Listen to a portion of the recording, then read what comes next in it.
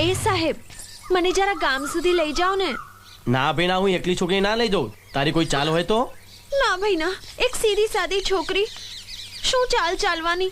બાકી મને ચાલમાં લેવા માટે અને જાળમાં ફસાવવા ઘણા ગુંડાઓ રસ્તામાં ઊભા છે. મને એકલી જોઈ મારી આબરૂ લૂંટશે, એટલે મેં તમને કહ્યું. આ તો મારી બસ નીકળી ગઈ અને આવા વગડામાં હું એકલી છું. મને બચાવી લો. હા, હવે ચાપલી ના થા, ચાલ બેસી જા. નવરી ચોથી આવી છે. બેઠી બેઠી. તે એકલી અટુલી છોકરી જોઈ તારી મદદ કરી. હું તારી જાળમાં ફસાવું એવું નથી, સમજી? તો પછી કોની જાળમાં ફસાયો છે? છે કોઈ? એનાથી તારે શું નિસ્બત? તું તારો રસ્તો પકડ. જઈશ, પણ એક વાર મારો ઘૂંટો ઉઠાવીને જોઈ તો લે, તો એને પણ ભૂલી જઈશ. આ વિક્રમ રાધાને ભૂલે એવું ક્યારે ના બને, સમજી? અરે એકવાર મને જોઈ તો લે, પછી તું તારી રાધાને ભૂલી અને... અરે વિક્રમ, શેના વિચારોમાં છે? આજે શરદ પૂનમ છે, આપણે સાથે ઉજવવાની છે. જો ચાંદ ઉગવાની વેળા થઈ આવી અને પછી ચાંદો ઉગ્યો ચોકમાં ઘાયલ, ચાંદો ઉગ્યો ચોકમાં. ચાલ, હું બાપુને કહીને આવું છું, તું જલ્દી તૈયાર થઈ જા.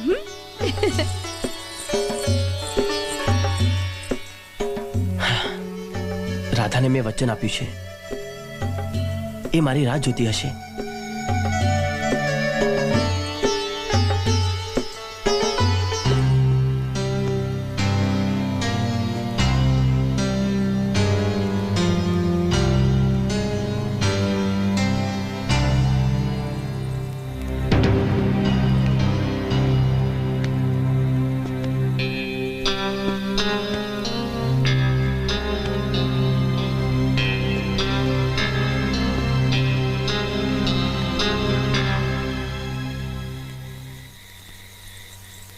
આવી ગયો. એ રાધા, ઠાકોર વચ્ચેના પાકા હોય છે, સમજી?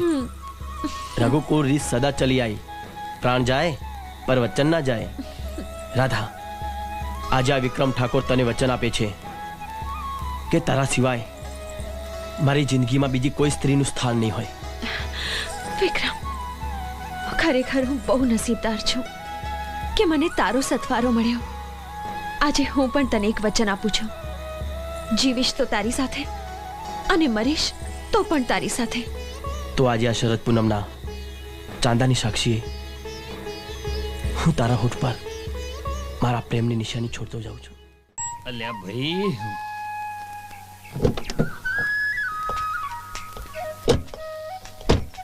અલ્યા ભાઈ મહેશ, આ કારણ વગરની ગાડી અહીં શું કામ ઊભી રાખી? અરે કારણ વગરની નથી રાખી યાર. આ તને કઈ સંભળાય છે? કોઈ સુર સંભળાય છે વાંસળીનો? અરે યાર, આવી વાંસળી તો વિક્રમ સિવાય બીજું કોઈ વગાડી જ ના શકે. વિક્રમ આટલા તેટલામાં જ ક્યાંક છે. સાંભળ, કાન દઈને સાંભળ. અલ્યા, તને વાંસળી નહીં સંભળાતી હોય પણ તારા કાનમાં ઘંટડીઓ વાગતી હશે. ઘંટડી તો રાત્રે 8 વાગે વાગે. અત્યારે આ વોહડી જ વાગે છે. સાંભળ કાન દઈને. આવી વોહડી વિક્રમ સિવાય બીજું કોઈ વગાડી જ ન શકે. આટલા તેટલામાં જ છે વિક્રમ. ખોળ એને હાલ. અરે મહેશ, પરેશ, તમે અહીં મારા ગામમાં?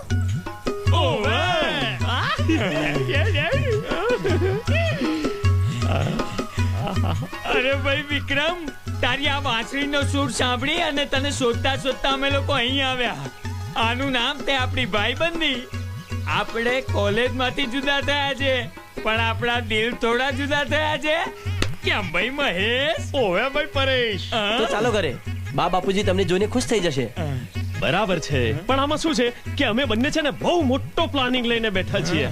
હા, 15-20 દિવસમાં તો અમારે ગામે ગામ ડાયરાઓના પ્રોગ્રામ કરવા છે. અને અચાનક તું યાદ આવી ગયો. આ કોલેજમાં તું જે ગીત ગાતો હતો ને, એટલે તારો સુરીલો કંઠ મને યાદ આવી ગયો. અને અમે બંને ડાયરો કરતા હોય ત્યાં અમારાથી અમારા ભાઈ વિક્રમને થોડી ભૂલી જવાય. એટલે તને શોધતા શોધતા અહીં સુધી આવી ગયા. મારા ભેરો ડાયરો કરતા હોય અને એમાં મને ગાવાનો મોકો મળે, એનાથી રૂડ બીજું શું હોઈ શકે? કેમ રૂપા? એ સાચું. અને હા, આ મારા ગામના સરપંચની દીકરી છે અને મારી બાળપણની ભેરું પણ. એ તો તમારા બંનેની ભાઈબંધી દેખાય જ છે. કેમ ભાઈ મહેશ? ઓવે ભાઈ પરેશ. રૂપા, આ ઉપરવાળું પણ જાણે મારી બધી વાત સાંભળે છે. હું હું મારા ગામ માટે કંઈક કરવા માંગતો હતો. મારે મારા ગામે શક્તિસિંહને ચૂકવેલા નાણાંનું ઋણ ચૂકવવાનું હતું અને અચાનક આ ડાયરો મળી ગયો. વિક્રમ, ડાયરાની જાહેર ખબરમાં તારો ફોટો હશે. તું ડાયરામાં ગાતો હોઈશ ત્યારે દુનિયામાં સૌથી વધુ ખુશ હું હોઈશ.